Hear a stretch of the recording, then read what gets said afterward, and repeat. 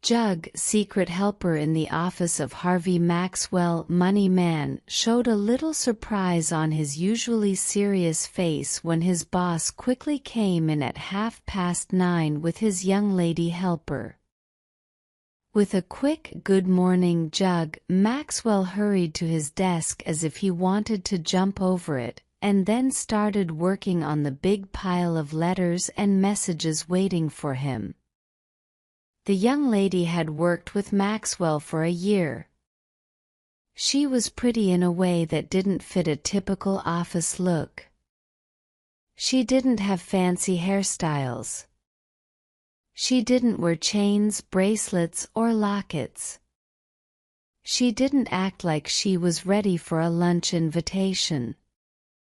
Her dress was simple and gray, but it fit her body well. On her neat black hat was the green and gold wing of a parrot. On this morning she looked softly and shyly happy. Her eyes were bright, her cheeks a natural pink, and her expression was joyful with memories. Jug, still a little curious, saw a change in her behavior this morning. Instead of going straight to the next room where her desk was, she hesitated in the outer office. At one point she moved closer to Maxwell's desk, close enough for him to notice her. The person sitting at that desk was no longer just a man, he was a busy New York money man, moved by buzzing wheels and springs unwinding. "Well, what is it?" "Anything?" asked Maxwell quickly. His opened mail looked like a pile of fake snow on his crowded desk. His sharp gray eyes, impersonal and brisk, looked at her a little impatiently. "Nothing," replied the helper, moving away with a small smile. "Mr. Jug," she said to the secret helper, "did Mr. Maxwell say anything yesterday about hiring another helper?" "He did," answered Jug. "He told me to get another one. I told the agency yesterday afternoon to send over a few examples this morning. It's 9:45 and not a single fancy hat or piece of pineapple chewing gum has shown up yet." "I will do the work as usual then," said the young lady, "until someone comes to fill the place." And she went to her desk right away and hung the black hat with the parrot wing in its usual spot. Anyone who hasn't seen a busy New York money man during a rush of work is not well prepared for the study of anthropology. The poet talks about the crowded hour of glorious life. The money man's hour is not only crowded, but the minutes and seconds are holding on to all the handles and filling both front and back areas. And this was the day when Harvey Maxwell was very busy. The machine started spitting out small rolls of paper, and the phone on the desk couldn't stop buzzing. People crowded into the office, shouting at him over the railing, happily, sharply, angrily, excitedly. Delivery boys ran in and out with messages and telegrams. The workers in the office moved around like sailors in a storm. Even Jug's face showed some signs of animation. On the stock market, there were big changes and chaos, like hurricanes, landslides, snowstorms, glaciers, and volcanoes, and these disturbances were happening in the brokers' offices too. Maxwell pushed his chair against the wall and did business like a skilled dancer. He moved from the machine to the phone, from the desk to the door with the practiced agility of a performer. In the middle of all this chaos, the broker suddenly noticed a fancy fringe of golden hair under a swaying canopy of velvet and ostrich feathers. The person wearing these accessories was a confident young lady, and Jug was there to explain. "Lady from the stenographer's agency to see about the position," said Jug. Maxwell turned halfway around, holding papers and ticker tape in his hands. "What position?" he asked, with a frown. "Position of stenographer," said Jug.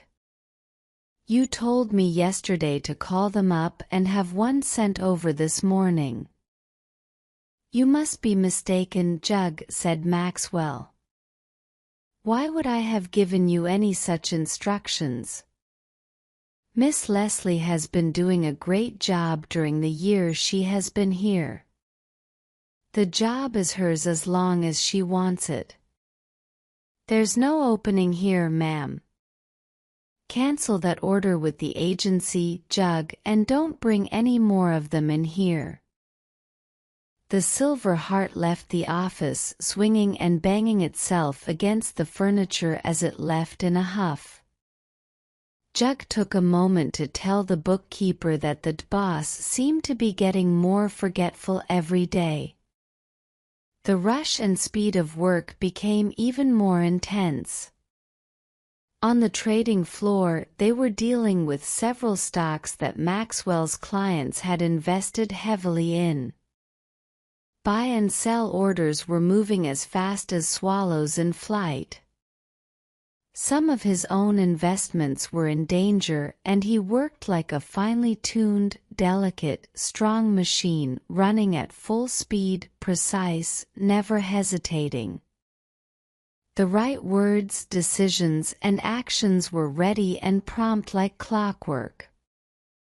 Stocks, bonds, loans, mortgages, margins, and securities — this was the world of finance, and there was no space in it for the human world or the world of nature. As the lunchtime approached, there was a slight pause in the noise. Maxwell stood by his desk with telegrams and notes in his hands, a pen over his ear, and his hair disheveled. His window was open, welcoming the warmth of the emerging spring. Through the window came a drifting, perhaps a lost scent, a delicate, sweet smell of lilac that momentarily stopped the broker in his tracks. This fragrance belonged to Miss Leslie. It was hers and hers alone. The scent brought her vividly, almost tangibly, before him. The world of finance suddenly shrank to a tiny speck. And she was in the next room, just 20 steps away. "By George, I'll do it now," said Maxwell half aloud. "I'll ask her now. I wonder why I didn't do it long ago." He rushed into the inner office with the speed of someone trying to cover a short distance quickly. He approached the stenographer's desk. She looked up at him with a smile. A gentle pink spread across her cheek, and her eyes were warm and sincere. Maxwell leaned one elbow on her desk. He still held fluttering papers with both hands, and the pen was above his ear. "Miss Leslie," he started quickly, "I only have a moment. I want to say something in that moment. Will you be my wife? I haven't had time to express my love in the usual way, but I truly love you. Please talk quickly, those guys are causing trouble with Union Pacific."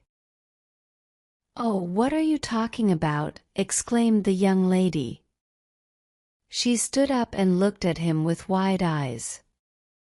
"Don't you understand?" said Maxwell impatiently. "I want you to marry me. I love you, Miss Leslie. I wanted to tell you, and I grabbed a minute when things slowed down a bit. They're calling me for the phone now. Tell them to wait a minute, pitcher. Won't you, Miss Leslie?" The stenographer reacted strangely. At first she seemed overwhelmed with surprise. Then tears welled up in her eyes, and then she smiled warmly through them, and one of her arms gently slid around the broker's neck. "I understand now," she said softly. "It's this old business that has pushed everything else out of your head for the moment. I was scared at first. Don't you remember, Harvey? We got married last evening at 8 o'clock in the little church around the corner.